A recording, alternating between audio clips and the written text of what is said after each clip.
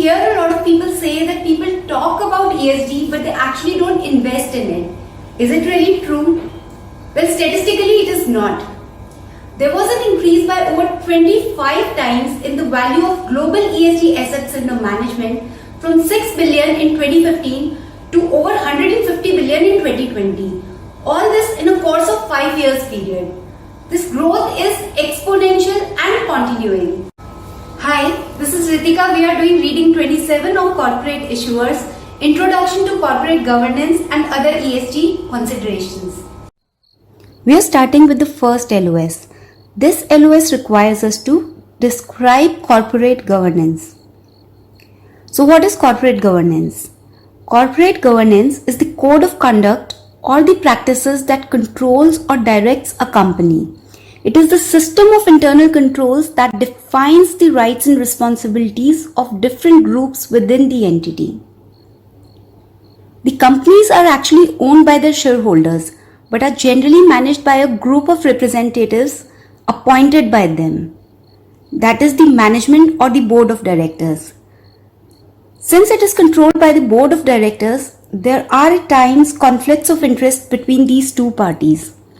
Therefore, there is a need for certain checks, balances, and incentives to minimize and manage these conflicting interests. Corporate governance provides a mechanism to control this conflict of interest between external shareholders and the insiders. Now, what are these corporate governance theories that helps managing these conflicts?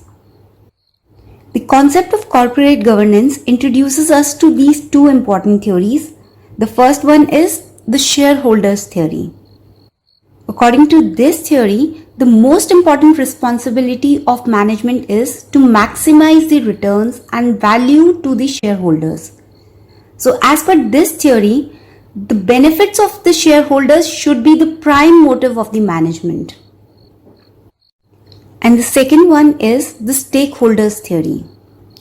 This theory is a step forward to the shareholders theory.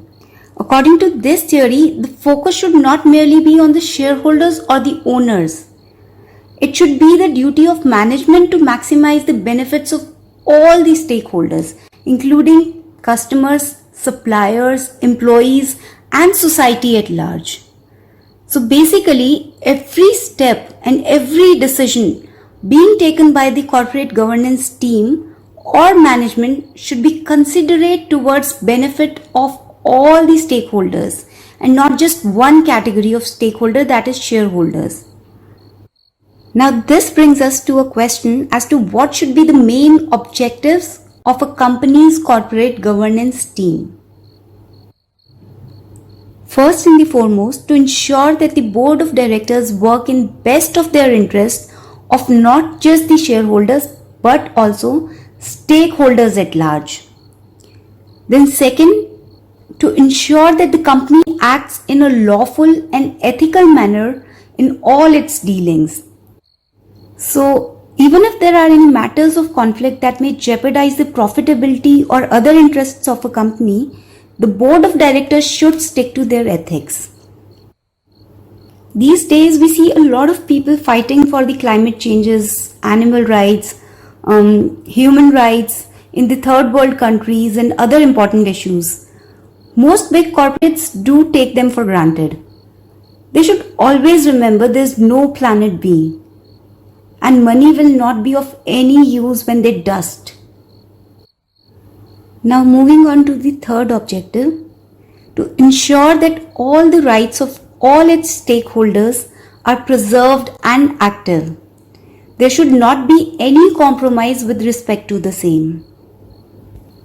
Fourth, to ensure that the appropriate procedures and controls are in place for day-to-day operations of the company. And fifth, to ensure that there is a fair reporting of all the activities of the company to its stakeholders.